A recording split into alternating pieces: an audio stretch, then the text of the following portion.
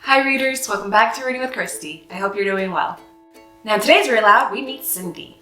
On her way home, Cindy sees an abandoned puppy by a garbage can.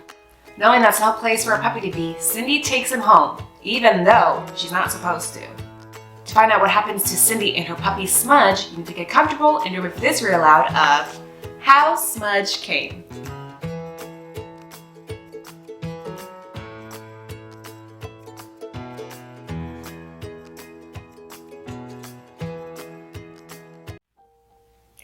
If there's one thing Cindy knows, this is no place for a puppy.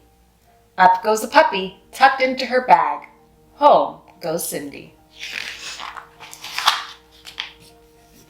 If there's one thing Cindy knows, it's don't let anyone see.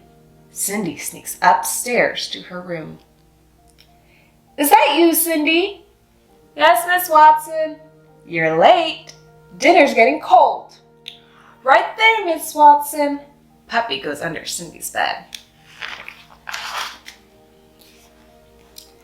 At the big table, everyone is already eating. Cindy fills her napkin with stew for the puppy. No dessert, Cindy? No, thanks. Her chair squeaks as she pushes it back. Up in her room, Puppy eats hungrily. Dear little puppy, croons Cindy. There's one thing Cindy knows. This is her dog.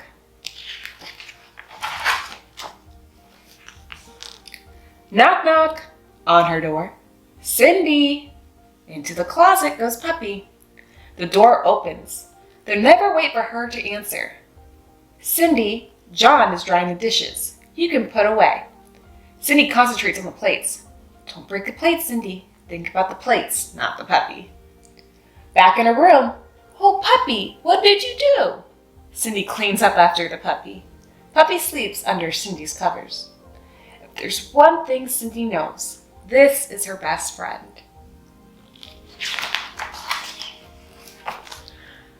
Ring, ring. Get up, Cindy. Get dressed. Go to work. What about Puppy? Take him along. Cindy works in a house called hospice. Dustpans and buckets and disinfectant. Up and down the halls, in and out of the rooms. Cleaning, cleaning, cleaning. She likes to make things shine. Into her pocket of her big yellow apron goes the puppy. Out of the closets come the brooms and the mops and the polishers.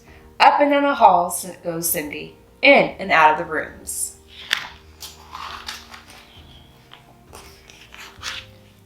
Here's Jan, who isn't very old, but he is ugly with disease and he is going to die. Sometimes tears trickle out of his nearly blind eyes. Clank. Is that you, Cindy? Yep. In her apron pocket, the puppy whimpers. What's that sound, Cindy? What sound? Didn't you hear it? Cindy put the puppy on Jan's bed. Oh my, a puppy. Can you see him? Not really, just a smudge in the dark. Cindy smiles her slow smile. Same, when I first saw him. Smudge in the dark. At lunch, Cindy eats her sandwich on the back lawn. Smudge eats a bit of bread and sniffs around, then back into the apron for the afternoon. When Cindy gets home, people are shouting, Cindy, what's going on in your room? What did you have in your room last night? Cindy's not telling. Her lips are tight and her eyes are squinty.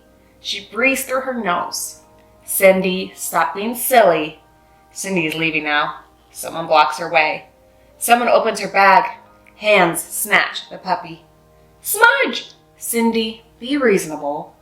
Now that they have the puppy, everyone is reasonable. You can't have a puppy. You can't take care of it. You work all day. What will the puppy do all day while you're at work? Take him with me, Cindy says. But they drown her with their words. She tries to tune out. SPCA, she hears. Good home. She will not weep, but tears squeeze by. She starts to hum. Go to your room, Cindy. Next day, Jan props himself up. Where's Smudge? What would the puppy do all day? You can't take care. You can't have a puppy. Cindy is furious. Jan is back. After lunch, Cindy is back in Jan's room. What's SPCA, a place that looks after animals until someone comes to take them. To a good home? That's right, Cindy snorts. Where is it? I'm not sure. East side somewhere? Cindy brings the phone book. Find it, please, Jan. Cindy, I can't see. I can read the phone book. Who then? Carmen, maybe? Cindy finds Carmen in the TV room. Carmen writes the address on a piece of paper. Cindy folds it carefully. It's far away, but Cindy has a bus pass. There's one thing Cindy knows. It's how to get around. When a bus stops, Cindy shows the paper to her driver. Take the number 9 all the way to 9th Street, the driver tells her. Good luck. SPCA keeps Smudge in a cage. The floor is hard and cold. He lies on papers. Good home. At closing time, the clerk tells her, come back on Saturday at 10 if you want the puppy. I'm getting Smudge on Saturday, she tells Jan. They gave him away on Saturday. Saturday is a chore day at the group home. Cindy, what's wrong? You usually like to clean. Dusting done. Cindy is gone like a leaf in the wind. She's panting at the desk. I'm come for my dog. Which dog is that? My puppy, small and black Smudge. Sorry, all the puppies went this morning. Come back next week. We're sure to have more. Cindy sits in the park for a long time, but the hurt won't stop. Every time she breathes, there's one thing Cindy doesn't know. It's how to find that puppy. Crying won't help. Cindy makes a whistle with a blade of grass between her thumbs. Here, Smudge. Here, Smudge. There's no place to go but home.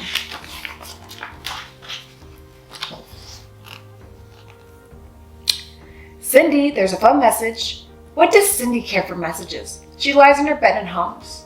Cindy, they want you at the hospice house first thing in the morning. You aren't in trouble, are you?